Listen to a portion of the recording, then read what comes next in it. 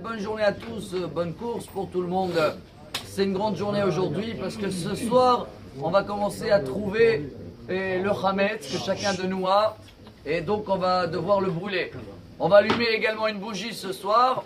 Si vous voulez l'allumer même avant, c'est bien parce qu'aujourd'hui le 13 Nissan, c'est la Iloula de Rabbi Yosef Karo, le Shulchan Aruch, celui-là qui nous a écrit tous les halachot et qui nous a mis en table, on dit Shulchan Aruch, les règles lesquelles nous on suit jusqu'à aujourd'hui.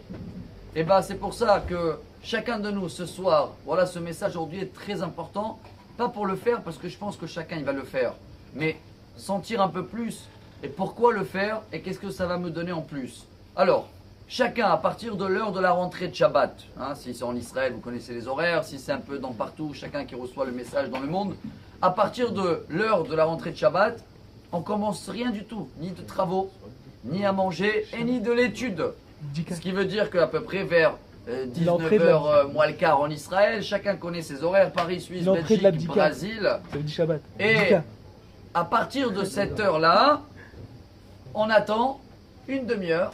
Et quand les étoiles y sortent, ce qui veut dire ça c'est l'heure de la sortie de Shabbat à peu près, on va tous allumer cette bougie, allumer l'électricité aussi, dit Rav Ovadia Yosef, parce qu'il faut, on joue pas cache-cache, on doit trouver du Hametz.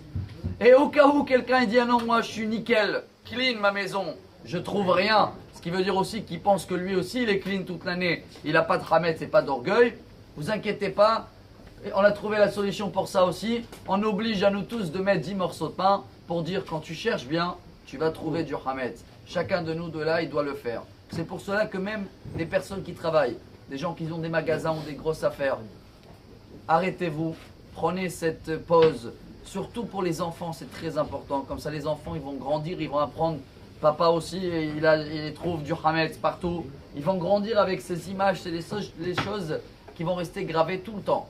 Avant de commencer la bracha, chers amis, que ce sera homme ou femme, chacun doit vérifier dans l'endroit où il se trouve ce soir et il va faire une bracha. Al-bio Hametz. La bracha, elle veut dire brûler le Hametz. C'est ce qu'on va faire le lendemain. On ne fait pas chez Rianou. Parce que, il y a 3 raisons. Une des raisons, on ne fait pas shérianou sur quelque chose comme du pain qu'on va le détruire. Mais, quelqu'un qui veut être un peu chassid, qui veut améliorer un peu cette mitzvah unique, qui va acheter un petit pull ou un nouveau vêtement, qui le porte sur lui pendant l'abdikat Hametz, et comme ça, il peut faire shérianou dessus. N'oubliez pas, je vais terminer, on ne peut pas tout rentrer dans 3 minutes, mais j'espère qu'on va comprendre le message en racontant cette histoire du Hatam Sofer, qui était un grand rabbin, et que lui, il avait un poulailler. Et il allait chercher même dans le poulailler, il rentrait sa tête, il fouillait partout. On prend le temps cette année, peu importe, après on a rendez-vous, grillade, machin, tout ça. Plus on va mettre du temps et on va chercher vraiment dans les poches, des costumes, des vêtements, sous les armoires, partout.